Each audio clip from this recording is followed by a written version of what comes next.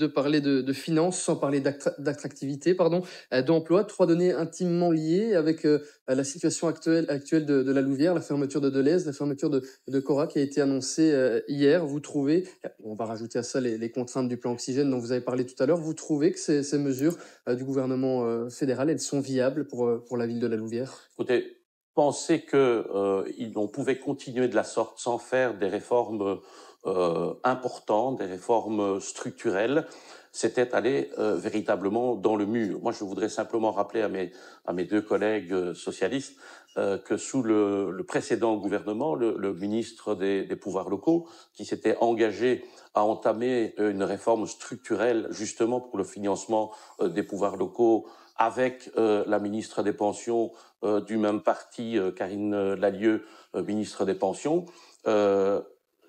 Ça n'est pas simple, je n'accuse personne. Je dis simplement qu'à un moment, il faut prendre les choses en main, il faut faire des réformes. On n'a pas bâti Rome en un jour. Il faut laisser un peu de temps aussi aux différents gouvernements pour mettre en place ces différentes réformes qui sont, il faut en convenir, des réformes véritablement nécessaires, importantes.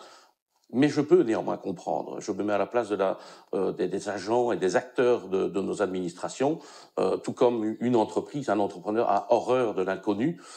C'est tout à fait compréhensible. C'est la même chose. L'être humain est ainsi fait. Et donc, ce n'est pas un reproche, ce n'est pas une critique, c'est simplement un conseil à l'ensemble des gouvernements.